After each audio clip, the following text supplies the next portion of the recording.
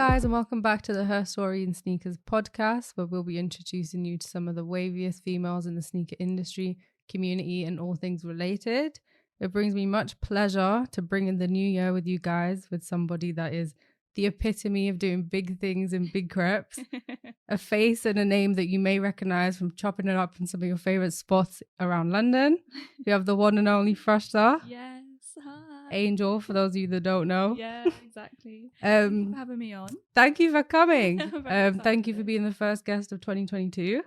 Mhm. Hopefully it'll be a big year for me, yourself, and everybody Sure. else out there. Yeah, of course. So yeah, thank you for coming in today with your wavy fit. Oh, thank you. Repping Palace. Yeah, I had to put in some effort for this. I'm honoured.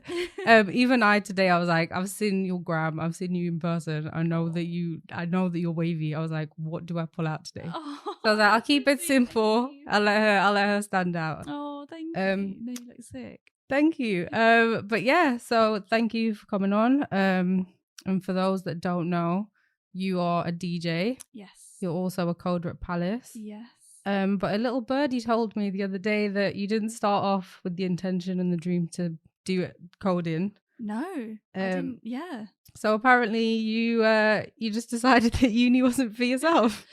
So I studied human biology at uni, and if I'm honest, I feel like at that age where you decide what you want to do, what degree you want to do, or if you even want to go to uni, I just feel like I didn't know anything about the world. I didn't know what the fuck I wanted. Am I allowed to swear? Yeah, go for it. I didn't know what the fuck I wanted to do. I just went with what I was doing well at the time, which was biology. I did love biology, but I just thought I need to do a degree, otherwise my mum's gonna throw a fit. Yeah. So yeah, I did human biology at uni. I went to Coventry University. Every time I say that, everyone's like COV. yes, like Cov. Yeah, I'm like yeah, but yeah, I did human biology. But I know the little birdie told you I dropped out, but I didn't drop out. I could never. My mum would is that never. slander? I think they just assumed that because I did such a career switch. Okay. Yeah. So what happened? You graduated? I graduated. I didn't actually go to my graduation, which I kind of is something that I always forget about, but I just didn't see the point. Because I just thought uni stole my money. And I just thought it wasn't worth the money that I'm now having to pay back. Yeah. How did your parents feel about the decision of not going to graduation? It wasn't great. Yeah. It was really bad. I think my mum still holds it against me. And yeah, she's really upset she didn't get the photo. Auntie, do you just forgive? I can Photoshop a picture. Like, I will do that. God, she actually wanted to do that. And I just thought, oh my God, maybe I should just let her do it. You should. She was like, can you rent out a gown? I just want the photo of you. Like, you've got this degree. And I just thought, if you want that to happen, you organise it. I'm not bothering. I do feel bad. If you want to Photoshop it, I'll let her know. Yeah, for real. I'll do it. She would love that. I will do that. And I just thought, why are we celebrating a day where the past 4 years have been blood, sweat and tears? It's been difficult living in another city. It was my first time moving out of London, and it was crazy. And yeah, like I'm not even using my degree. So why? No, I mean, if that wasn't something that was going to fulfill you, that's fine. I feel like a lot of people on the flip are like, to them, it's a day that they can like feel like the last X amount of years and all that is kind of worth it. But at the same time, if all that brings you is a negative thought, it's like, if that's not serving you a purpose, then good for you for deciding that you don't want to go and stick into it. Yeah, and also I did a placement year, and a lot of people on my degree didn't. So my friends weren't even there. And I also find it mad how you have to pay for your gown, to rent your gown and stuff like that. And I just thought, you want more money off me, like your and the pictures. Crazy. Yeah, exactly. So yeah, it just didn't end up happening. Okay, so you graduated. I did graduate. Yeah, whoever said that, I did graduate. Yeah, I'll go back and let them fact check them. So then after that, then how long did it take you to get into kind of what you're doing now? So I basically saw online on Instagram that there was this influencer who's like a beauty influencer. She said that she was doing like this free coding course. I know who you're talking about. You do? Yeah. What's her name? She's got those amazing eyebrows. Oh my God, how are you going to guess this out of all the influencers? I know, because she did code her girls or code Yeah, her girls. Code Yeah, Her Girls. I watched her vlog. That's crazy. No, she's sick. I remember back in the Wait, day. that's so mad how you just plucked that out of all the influencers. That's mad. Okay, that's sick. I love YouTube. Yeah, same. I'm a YouTube head. And especially like Asian girls doing their thing. I'm all for it. Yeah. But yeah, Sick. Okay. No, because I'm interested in coding. Like, but sick. we'll come up more onto that when we get there. But yeah, that's so why. I saw her do it, and I saw her post about it, and I just clicked on the link. She was influencing, and I was following, so I clicked on the link, and I had seen like this, this company, this brand that were hosting free coding courses for women only, and it was my final year of uni, and I just thought, you know what, let's do something new. I was definitely in the point of my life where I was trying to throw myself into things. I was very confident, and just kind of figuring out what I wanted to do and trying to be a bit more creative and stuff. So I did the course, which I feel like was a big step for me at the time, because it's something that I had no clue about beforehand. It was made for complete beginners. But also just going to like this random course on like especially in final year. Yeah, exactly. And just like these random people, and it's, kind of slightly awkward, and yeah, it was a big deal. But I did that for 8 weeks. We had a final project at the end, which was to create a static website, and my group actually won, which was crazy. But yeah, I loved it. I think that was definitely like me realizing, oh my God, I've seen so many women doing, like, our instructors were so inspiring, and I just loved how it was just making my brain work, and it was just so new to me. And yeah, was it Python? Say that again. Was it Python? So I did the intro to web development, so it was like HTML, CSS, and a little bit of JavaScript, but not very in depth.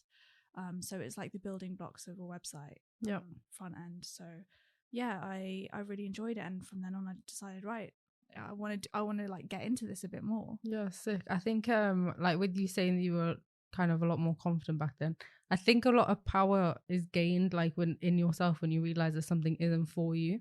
Yeah. Because it's like, all right, cool. It's like instead of being in the limbo of trying to give something your attention and also trying to think what else can I do, it's like you can fully now commit to just finding what's right for you instead of trying to like also keep up with something that isn't really making you happy. Yeah. So I think that's sick that obviously you realize that, and you realized it at a good point, because it was kind of like, how many people come out of uni and they don't know what to do?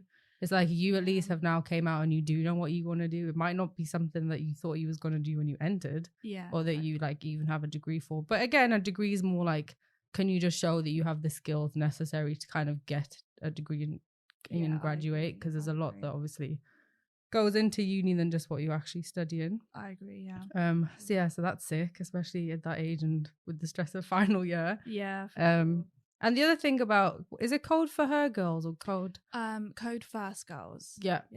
Code for, I remember I applied to them as well. Oh, nice. So that's why I was like, that's why I know that girl made a vlog, because it was something that I was actually interested in. Because I taught myself Python. Nice. On Code Academy. I've literally forgotten it now. I need to get back into it. But that's so sick though. But yeah, coding, I like, because on that Code First Girls, they show like what the women have gone on to do. Yeah. Like that's something that I love about that, because like you can actually see women like change their lives. Yeah, that's what inspired me as well, because my instructors, they were like, yeah, we didn't know anything about coding, got onto this course, then really went in depth to it, and now we work at like The Economist and we code here and we love it.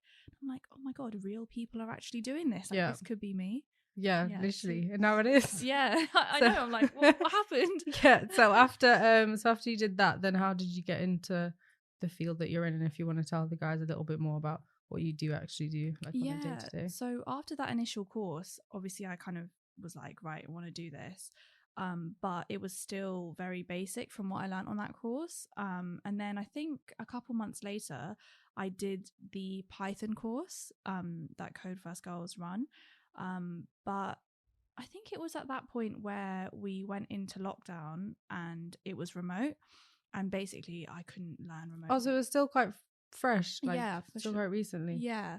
And it was, oh my God, it's weird to think that lockdown was like that recent. But it's like, which one? I know, I'm like, which oh my number gosh, lockdown? 2020. But yeah, it was really hard to learn. I feel like I didn't learn anything on that course because it was remote and it was difficult, and yeah, that didn't go very well. However, the instructor on there, again, super inspiring. We kept in touch, and she kind of mentored me, which is like a big thing in tech, mentoring. And you know, you have like different levels of developers, you know, juniors, mids, and seniors. So mentoring is a big deal. So she kind of took me under her wing and kind of gave me some advice after I had told her that, you know what, I really want to enter the tech industry. Like, what are my routes? I've done my research. What do you recommend? And then I basically did my research and decided I either need to do a coding bootcamp or I need to join. There's certain companies. One of them, I'm going to name one of them. One of them is called FDM, which is quite big. And basically, you join their company, they train you, teach you how to code for a certain amount of weeks, and then you work for a business that they're related to. They have a deal with, and you kind of enter the tech industry through them. But luckily, I got onto a coding bootcamp. I will shout them out. They're called School of Code, and this was when I was living in Birmingham. But they are now nationwide, and I really, really, really recommend them. I had the best time awesome. on there. It was really stressful. A coding, if you don't know what a coding bootcamp is, it's basically like an intensive course. It was 16 weeks, full time. I was on Zoom for 8 hours a day. It was the hardest thing I've ever done. I remember the first couple weeks, like I was really stressed out. Even my friends were like, "Freshta, are you sure this is this for you? Because you're like really freaking out right now." How did you adapt to like learning via Zoom then? Because obviously you didn't. It was remote learning wasn't great for you. It was by force. And do you know why? I think School of Code are so good at teaching. I remember one like of the keeping you engaged. Yeah, well, they keep you engaged because one of our sort of tutors, he would just like randomly pick on us and be like, right, okay, what yeah. do you think? So you didn't have a choice. I had to listen by force, because if I was getting picked, I'm thinking the fear of embarrassment. Yeah, but even though it's uncomfortable at the time, I can see now that that really helped all of us. And they just had such great teaching methods. And yeah, it was almost by force, but you're just absorbing so much information that it was quite overwhelming at the start. But I mean, towards the end, I fucking loved it. Yeah, like I still want to carry on coding after I've been on Zoom for 8 hours. Yeah, sick. I do feel like an intensive way of learning is definitely like, for me, it's better. Like, yeah, because even a lot of people don't know, but I my day job is working in the financial sector. So I had to do a qualification and I had to do 14 exams in a year. Oh, 14? Yeah, so I did that from 2019 to 2020, so throughout all the pandemic. Yeah. And I was on an intense course. Yeah. So it was like learning and banging them out at the start. It was, I did not know how I was going to get there. And it was like, I was dreading it. It was so stressful. Yeah. But now looking back, I'm like, that's a much better way to learn because you're just forced to do it. I agree. Instead of like, I think when you were doing the Python courses, it was like one every week or something. Yeah, it was like 2 hours on a Wednesday evening. Yeah. So then it's like you're not forced to keep up. Yeah. And even after, you know, when it come around to this next session, I'd be like, oh, I completely forgot what we did last week. Yeah, fair. Yeah. Yeah, this was drilled into you if you're there like all the time. Yeah. Sick. So did they put you in contact with the company? Yeah, so with a coding bootcamp, they kind of teach you how to code. I think it depends which coding bootcamp you go to, but for mine, they have partnerships where they can get you a job in tech, which at the time was like vital for all of us because, you know, pandemic just hit, a lot of people lost their jobs. And yeah, I got a job at a startup company in Birmingham, which was great. It was like my first developer role. And I really enjoyed it there and I learned so much. But even being there, like we were told by the people who work there that even though we're juniors and this is our first role, we're all very smart. Like we're all very good at this already. And I think that's just the way that we were taught in our coding bootcamp, which kind of shows like traditionally a lot of people, a lot of coders or the old school coders would have done like a computer science degree. And the comparison between computer science and a coding bootcamp, you can see that we have more like work skills, whilst they have more of the background knowledge. Yeah. Which, yeah, I guess if you're considering doing either, you can take those into consideration. But yeah, so I worked there for a couple months, and then I ended up at Palace, which was unexpected. I don't really know how much I can say about how I got the job, but long story short, I had like found a secret message about developers at Palace, got in contact with them. I know it's kind of crazy. Okay. I'll tell you the full story afterwards. And then they contacted. I went to Mordor. Pretty much. Yeah, and then they contacted me when they were looking for people, and then we just went through the hiring process, which was really hard actually. At the time, I was like, I'm not going to get this, especially being so new into my first tech role. I just thought if they're not looking for someone at my level, then there's absolutely no chance. And then it's quite common for when you're applying for tech jobs to do like coding exams and stuff. So I did a few of those, which was really intense, but it went well, apparently. Yeah, awesome. Just to go back a little, when you went to the coding bootcamp, what was it like in terms of female to male ratios? Like, was it? So another good thing about this bootcamp is that they really care about diversifying the tech industry. So I'm pretty sure they aimed for a 50-50 ratio in terms of gender, but they also made sure that it wasn't just young people. There were mothers, there was a lady that had like a 9-month-old child. Okay. There was a man where his partners just gave birth recently. And it's just to make a point of like anyone can do this. And yeah, people who have been out of work for a while, not just, young people who, have a long career left or something like that. So yeah, they were really great for that, which I was really impressed with. Yeah, sick. And then how have you found being a woman in tech? Like, bit lonely. Yeah. There's not many of us. Because my brother works in tech, and actually, like him and another one of my family relatives, but he was like, there's a gap, because I've always been into like coding and Yeah. but this is like back in the day, like I used to think any black screen with text on it, when you put run into your little search bar, I used to think that everything was coding. And then he was always like, there's a really big gap for women in that industry. So that's actually why I started teaching myself Python. Nice. So I was like, it's just a good skill to have. And I would always just have it like on the back burner if I wanted to go into it. So I've always wondered, like, obviously you being in the industry, how you've actually found it. Yeah, so in the coding bootcamp, obviously it was different because it was so diversified. But yeah, going into my actual tech roles, it is lonely. It is a big problem. And I think I really look up to brands like Code First Girls for actually getting more women into tech. I think one of the big reasons why there is such a lack of women is because when you're younger, as a girl, you're not really pushed to do stuff like that. You're not pushed to look into tech or do coding or IT or anything like that. It's not seen as like a thing for a girl to do. And I think that's where the problem arises. And that's where women don't realize, or young girls don't realize that there could be an interest there because they're never exposed to it. Yeah. So yeah, I think it's important for young kids in schools to sort of be exposed to it from an early age, or for it not to be seen as such a thing for men to be doing. I also think there's such a stereotype of coders like being white men in their bedrooms in the dark, just yeah. which there are some of them, but it's not like that. I mean, we can be DJs as well. And at Palace, the tech team, like everyone's so into music, it's crazy. So which is really sick to see. So yeah, we're not just people in our rooms like unless it's a busy day. And how was it like with your family, that because of your background and stuff, for them to accept that that's a field you wanted to go in? So if anyone doesn't know about my background, I'm Pakistani and Afghan, with Persian ethnicity. So yeah, my mum wasn't born here.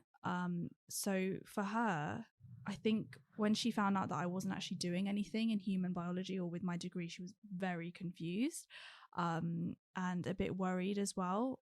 She didn't really know what I was going to do. And I let her know that I was like doing this coding thing and stuff. And I don't think she really cared at the start, to be honest. She had no idea what it was. She just thought. I feel like that sometimes. Like, my mum's like, "How is like? What are you doing? What are you studying? How's work?" And I tell her, and she's like, "Okay, like as long as you're getting a paycheck and you're you're happy, like, cool." And then before I was going to do my coding bootcamp, I was actually going to move back to London, and she was really looking forward to that because I was going to move back in with her. And then I remember letting her know that I'd got onto the coding bootcamp and I'd have to stay in Birmingham for it, and it would be full time. And she was, I think at that point, she was kind of like, "Oh God, what is this? Like, what's going on?"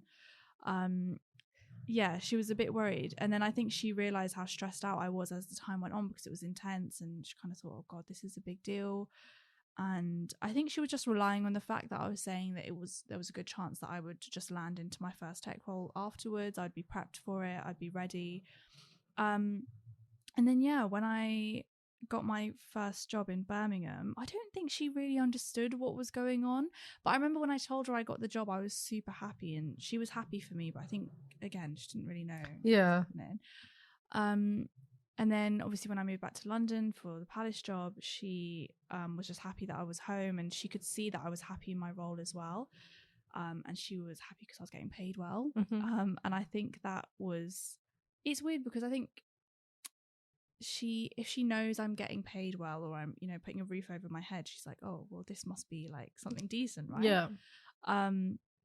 And then she always tells me like, "Oh, when my friends ask me what you do, like what do I say?" Yeah. I'm like, "Mom, I've told you so many times." What the hell? And she goes, I always just say like something on the computer and stuff. I'm like, okay, right.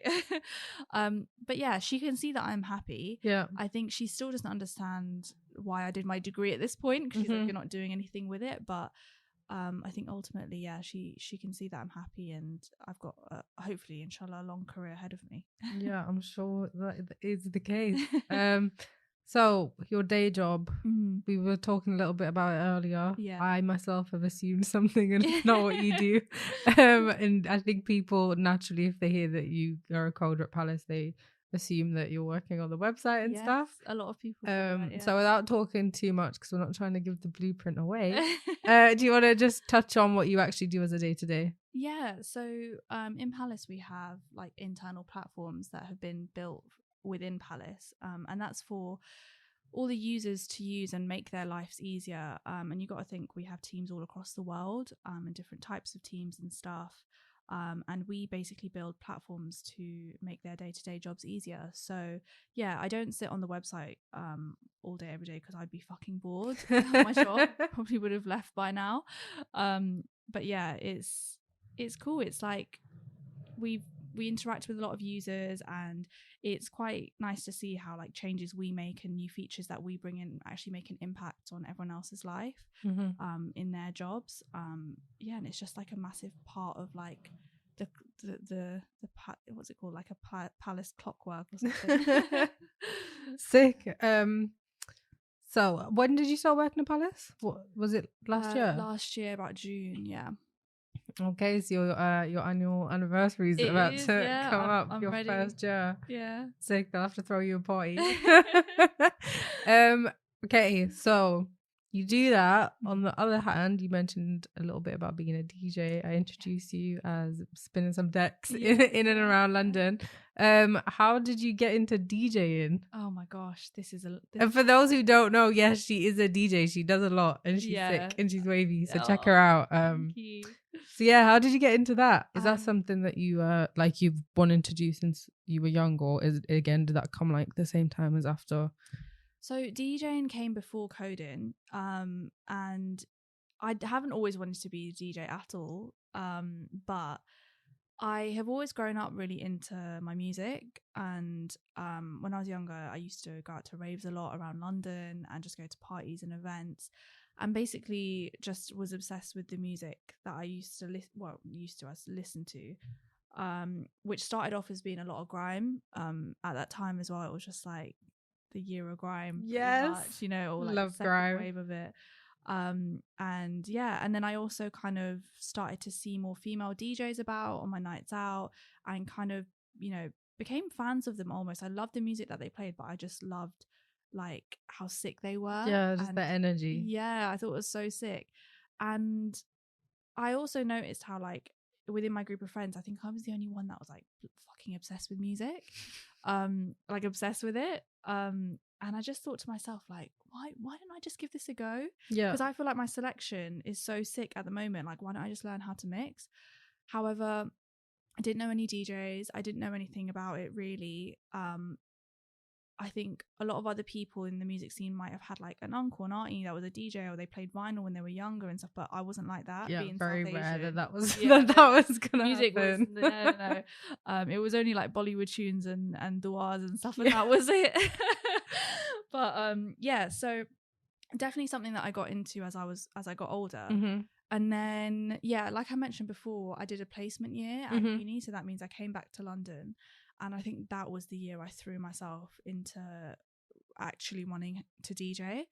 And I did some lessons at a station that's now closed down called Radar. And yeah, it closed down for good reason. But I did some lessons there, and I think that's where it all began. That station at the time had a lot of people on there, and I think that's where I kind of met a lot of people that helped me along the way. I met Manara there. You probably know her. Yeah. Shout out Manara, best DJ ever.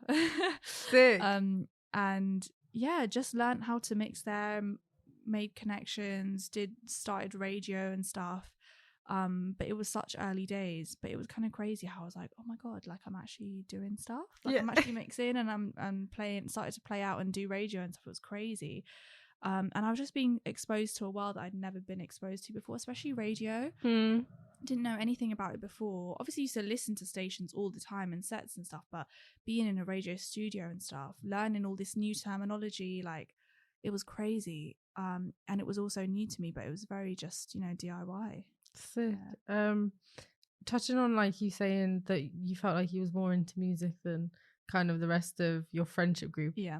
A part of me, and you can let me know if you agree, thinks that like, especially when you're a person of colour, or you're like a first gen immigrant, or you're growing up in like predominantly white areas in the UK, I feel like for us music becomes more of an escape.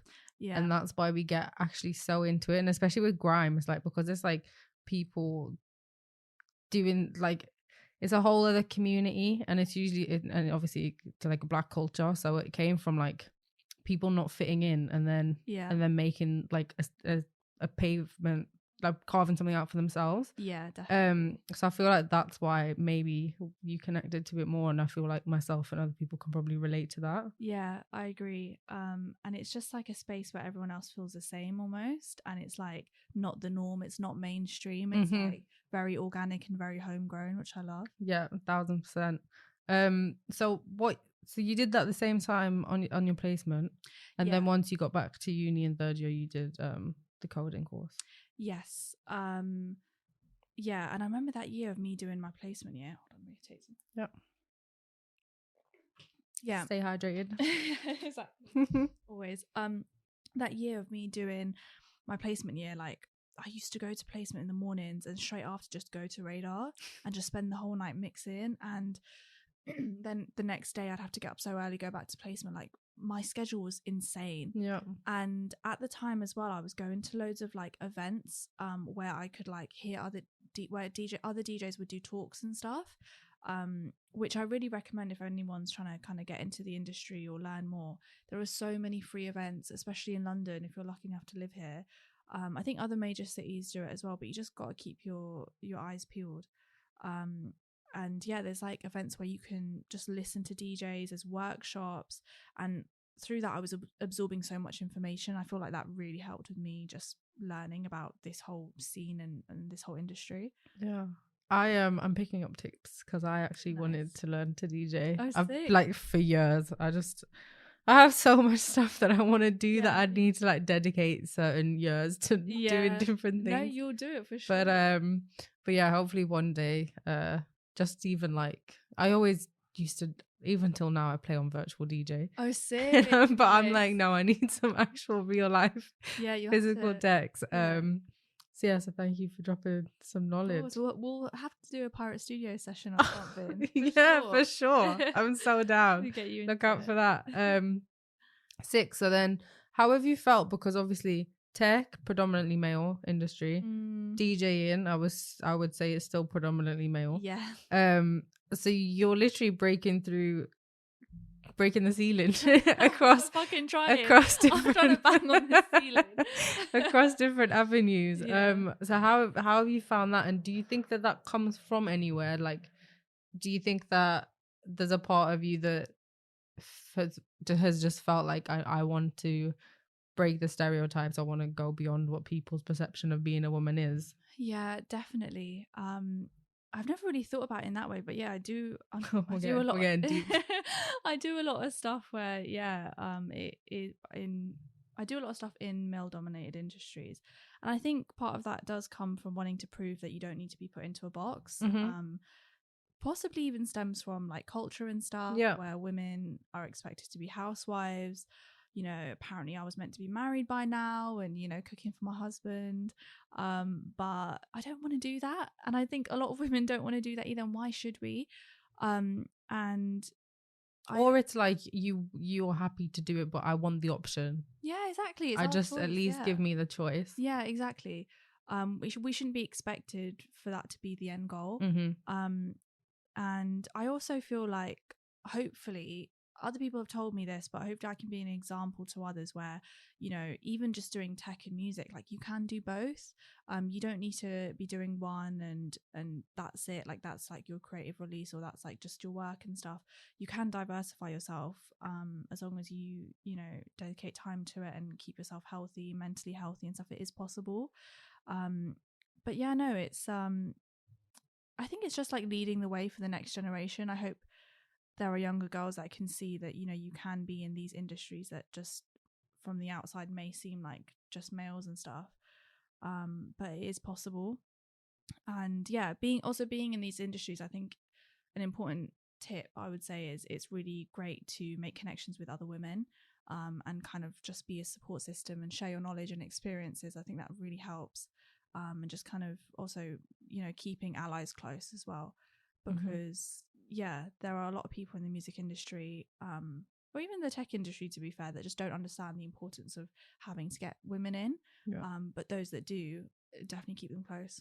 Yeah, because especially being like South Asian, like obviously the stuff, and if you guys haven't already, check out Daytimers, and check out the stuff that Freshta did with Daytimers. Shout out Daytimers. Yeah, like even just leading the way for women, but also for women from our communities, because like the highest percentage of illiterate women come from India, and South Asia. So it's like there's one thing where I myself want to inspire women, but it's especially important to me to inspire women from our own communities because of things like not them being less fortunate to be able to be well educated, or even just have any education at all, and also with the cultural kind of stigmas that are placed on them, and even yourself saying that like coding wasn't necessarily something that you thought you wanted to do because it's not even, you don't have the card to even play the game, like you don't have the option.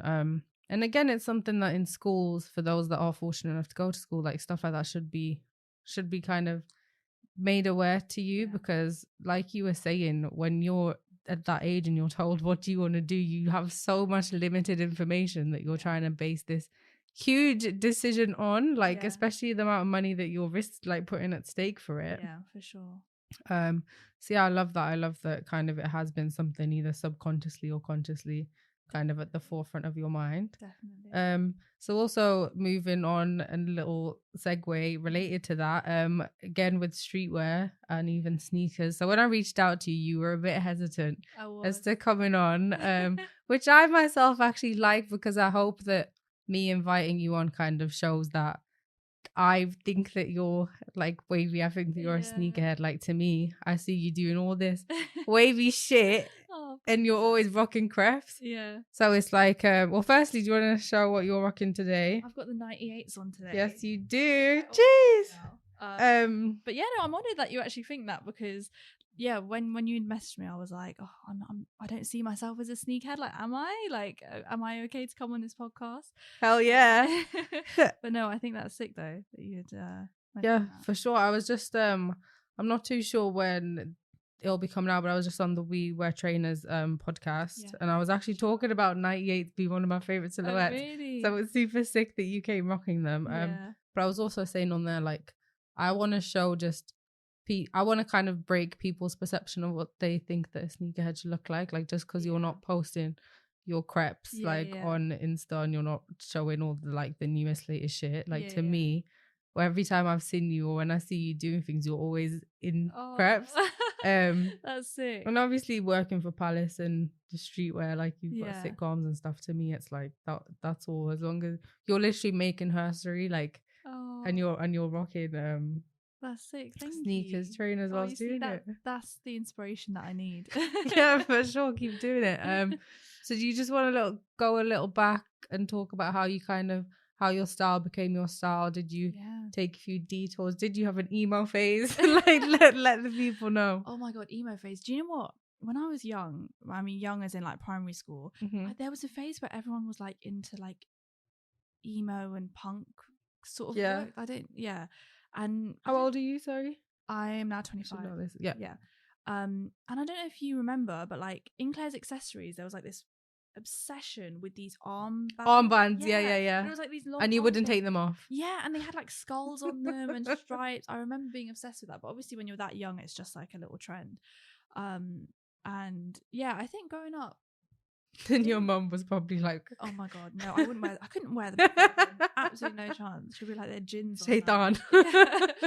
Absolutely no chance. But yeah, I think growing up, I don't really remember me having a sense of style until I started working. I used to work in a supermarket when I was younger, when I was like 18 or something, or 17, and when I had my own money, that's when I felt like I could actually like buy stuff that I wanted to wear and like find my sense of style, because obviously before that it was just like, you know, I didn't grow up rich at all, so that wasn't a thing. It was just like clothes from Primark, in it, whatever's cheapest. But yeah, as I started to kind of earn my own money, had more to spend, I kind of got into my own style, which was a lot of streetwear, a lot of Palace. I used to like queue up for Palace, which is crazy. I love that, because that's like, look at like from then to where you are now. And like Supreme, Places plus Faces, I used to love them. And then because I used to go out a lot, like to raves and stuff, obviously that was the time when I was getting into my music. I started almost investing in like vintage designer pieces. So I have a lot of Moschino shirts, some of the more popular like alphabet print, and some others, and like some vintage Fendi as well. You have to send me some pictures, I'll pop them out. But I will do for sure. And I think at the time I was just investing into these pieces, but it's also crazy because then I started kind of almost learning how the value of these items had been going up. And it's crazy to think, like, I sold some of my Moschino last year, and the amount I sold it for compared to what I paid for it was absolutely mental. But yeah, I started getting to my style a bit more then. I think sometimes I look back and I think, oh, what the fuck was I wearing? But it takes time developing like what you're into and stuff.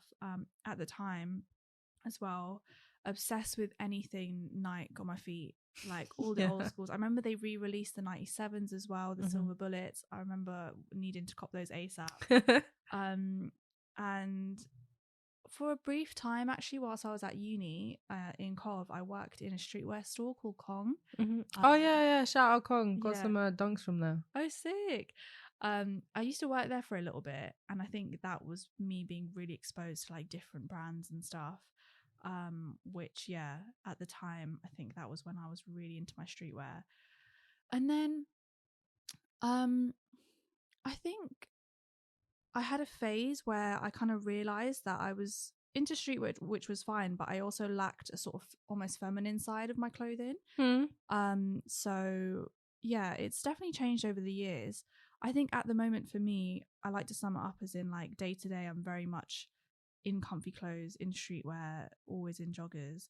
But I really like dressing up now when I go to DJ.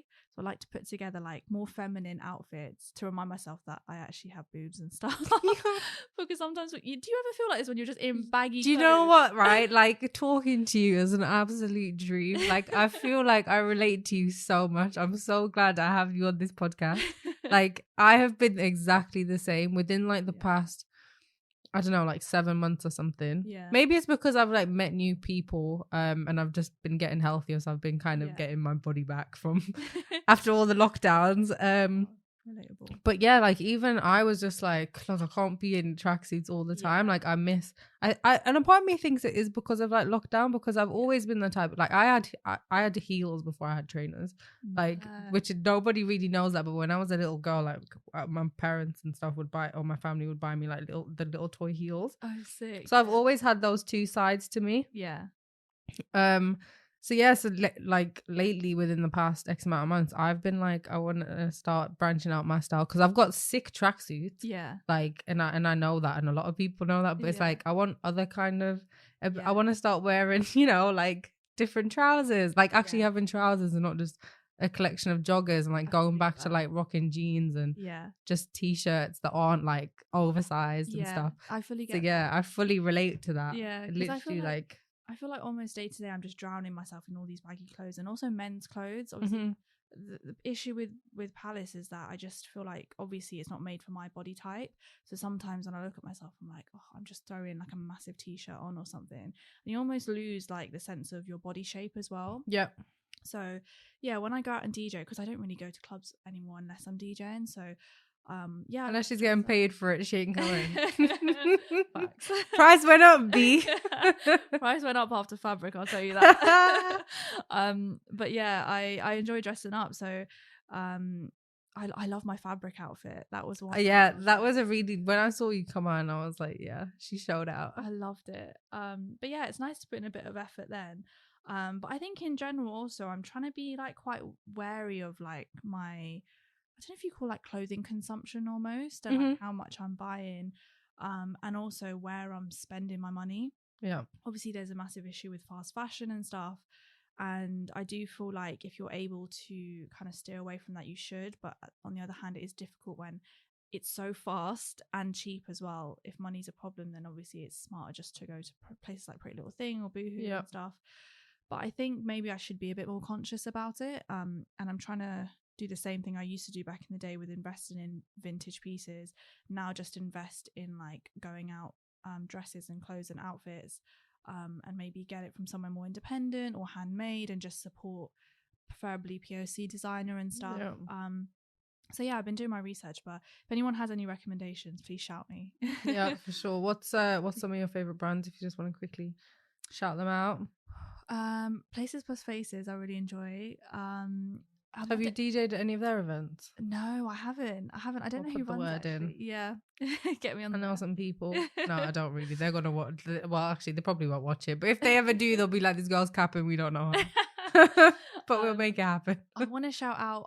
I don't know if I'm going to say this right. Is it Cortez? Yeah, we had this debate. Well, I don't think it was on camera actually, but Jez and I were having this conversation whether it's Cortez or Cortez. Oh, it was on camera. I think I said Cortez, but then I also then sometimes say Cortez. I used to say Cortez, but I think they said online it's Cortez. Yeah, I thought that. I heard that. It sounds better if it's Cortez, if I'm honest. But anyway, not that Clint cares.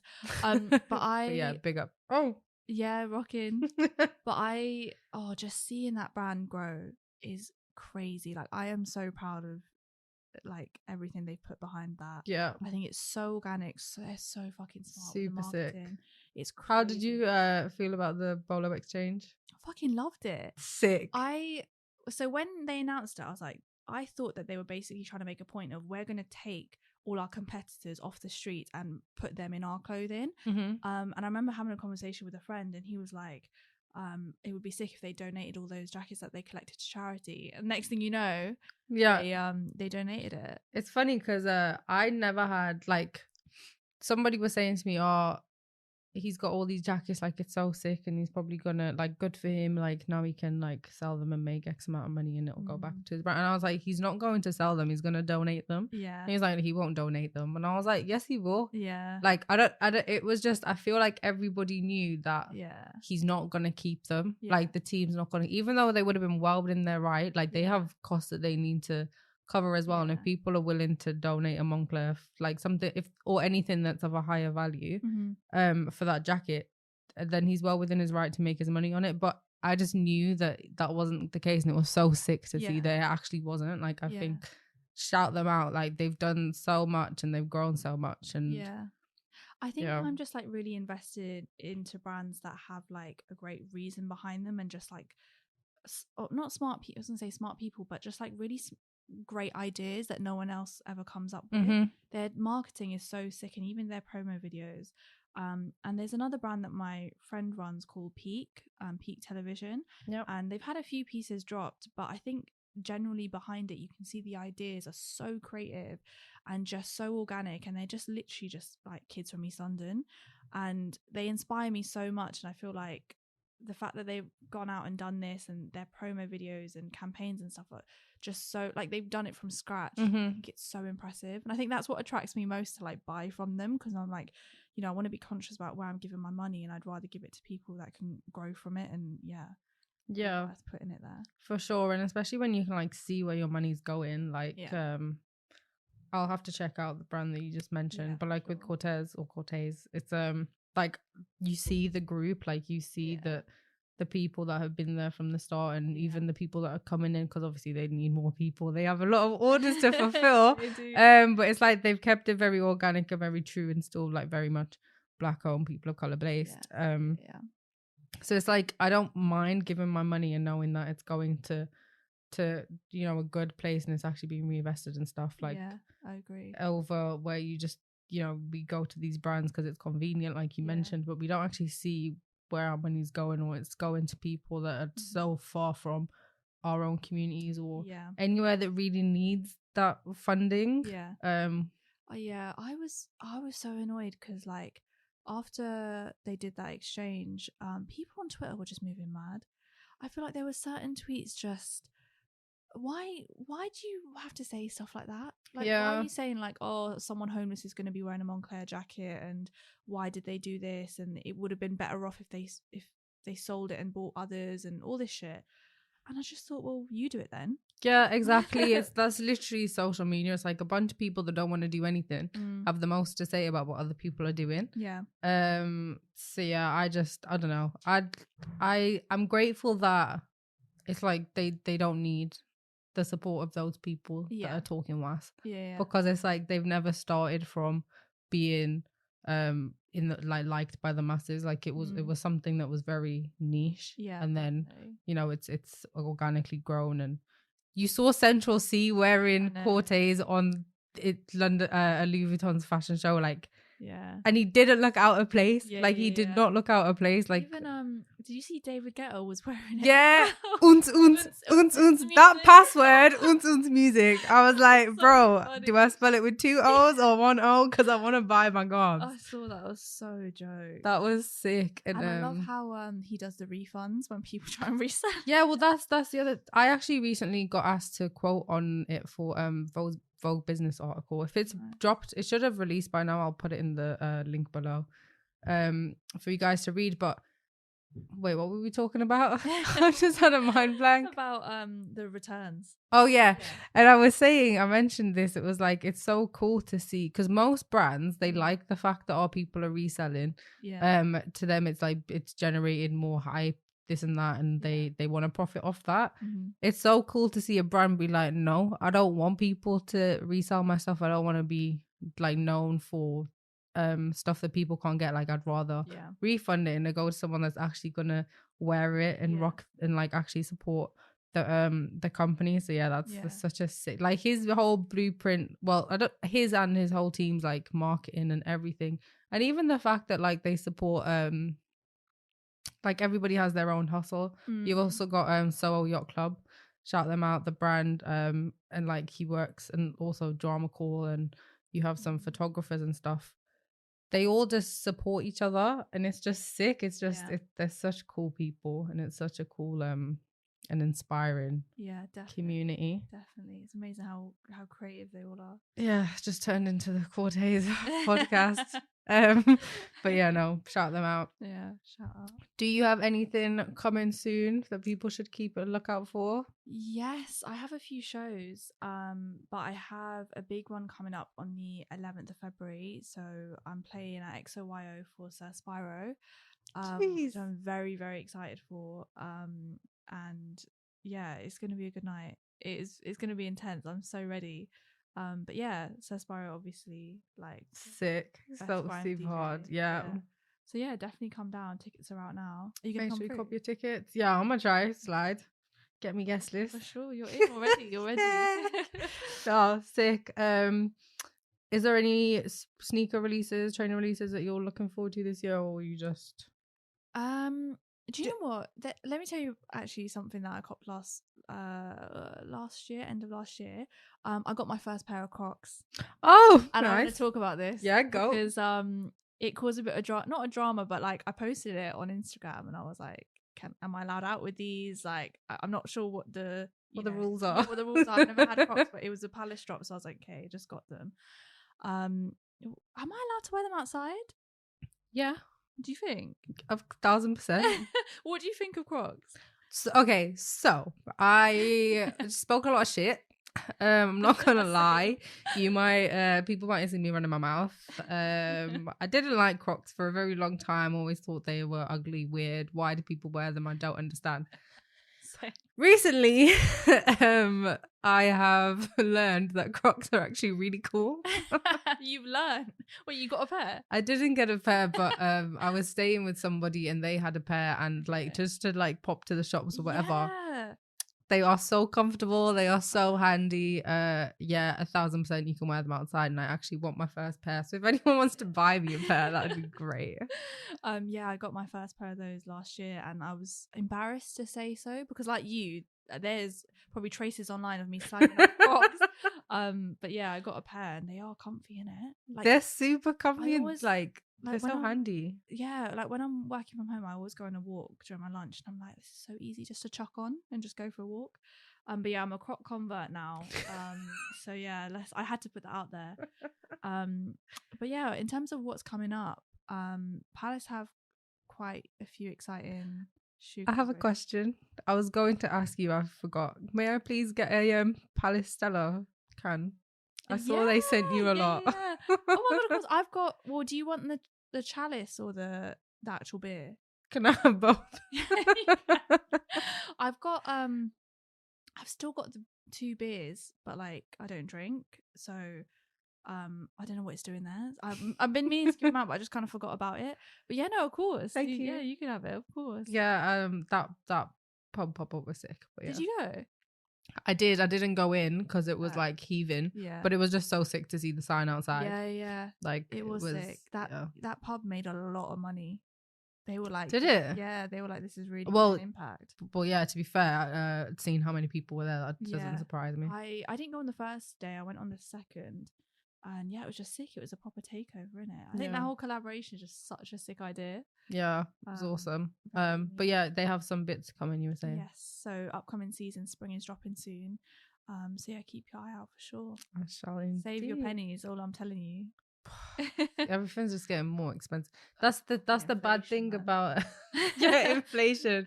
That's the thing about like trying to support like the niche brand. Well, not trying to support them. Let me not say that, but finding more cool brands is like I want to just support everyone, and unfortunately I don't have the peas to do so. But it's super sick to see more like as you were saying with grime, like it being homegrown, to see more homegrown brands and stuff. Like I'm not originally from London, but I feel like I relate a lot to Londoners and to the culture and to the people that are just doing something, because it all kind of comes from people trying to make a place for themselves or for like a like-minded community, and just for people like them, and kind of for the outsiders. Like there's a lot of pockets that exist in society, but there's still people that don't fit in anywhere or feel like they don't. So it's super sick to see. Definitely. But yeah, do you have anything else you'd like to say before we wrap it up? Shout out to you, man. Thank you for having me on. Honestly, I'm glad I could finally meet you. Yeah, for sure. Yeah, and we need to do something again in the future or something. 1,000%. Also, I forgot to mention, I do have a monthly radio show on Foundation FM. I feel like you should come down and like have a little chat on there or something. Whenever you want me, let me know. I'm in. You can give me a DJ lesson. Yeah, we'll do. Well, no, we'll do some sessions at Pirate, and then you can actually do a live mix on Foundation. Okay, I'll play some Miss Pooja. please. But yeah, also one more thing, I guess I always try to put out there that if there are any like young women that want advice with like music, DJing, getting into tech, coding, just give me a shout. Even if it's something that's like maybe not in kind of what I do, just let me know and I'll put you in contact with anyone else that I know. So yeah, definitely shout me if you need anything. Sick. I'll put your stuff on screen if you want to let the people know where they can follow you. Twitter at __Freshta. Instagram is at _Freshta. I know it's really annoying, but honestly, if you just type in Freshta, I will probably come up as the first person. So yeah. And I will link it below. So thank you very much for coming on today. I am very honoured. It was so lovely to speak to you properly. The last time I saw you was at Fabric, and it wasn't very easy. Well, I wasn't going to stop you mid decks, but also there was a lot of people there enjoying. Shout out Daytimers for exposing me to yourself. And guys, I've been Sandy, skg.jpg. This has been Her Story in Sneakers at Her Story in Sneakers on Instagram. Make sure you like, comment, share, subscribe, and we shall catch you in the next